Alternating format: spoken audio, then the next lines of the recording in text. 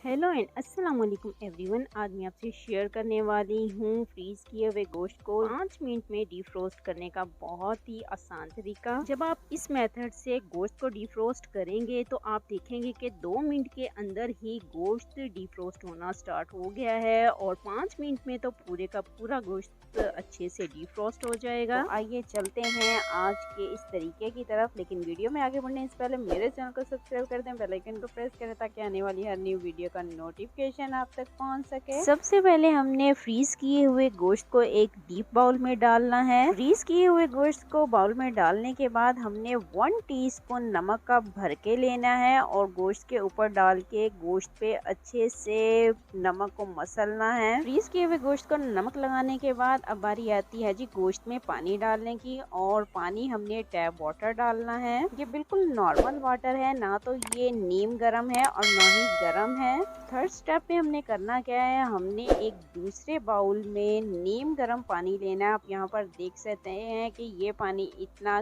गर्म है कि इसमें मैं आराम से उंगली डाल रही हूँ। इसके बाद हमने गोश्त वाले बाउल को उठाना है और इस नीम गर्म वाले पानी के बाउल में इस बाउल को रखना है। तो आइए मिलते हैं 5 मिनट के बाद, और 5 मिनट के बाद देखेंगे कि गोश्त की क्या सूरत हाल है। तो हमने 5 मिनट के लिए गोश्त को ढांप के रखना है। 5 मिनट गुजर चुके हैं, तो 5 मिनट के बाद यहाँ पर आप देख सकते हैं गोश्त डीफ्रोस्ट हो चुका है। 5 मिनट में गोश्त डीफ्रोस्ट करने की वीडियो पसंद आई हो तो चैनल को सब्सक्राइब कीजिएगा, बेल आइकन को प्रेस कीजिएगा ताकि आने वाली हर न्यू वीडियो का नोटिफिकेशन आप तक पहुंच सके। तो देखा कितना आसान तरीका है गोश्त को डीफ्रोस्ट करने का। तो वीडियो को लाइक और शेयर ज़रूर कीजिएगा ताकि और लोग भी इससे फ़ायदा उठा सकें। इसी के साथ आप सबसे इजाज़त चाहती हूँ। जहाँ रहें खुश रहें, आबाद रहें, अपनी दुआ में मुझे याद रखें। टेक केयर एंड अल्लाह हाफिज़।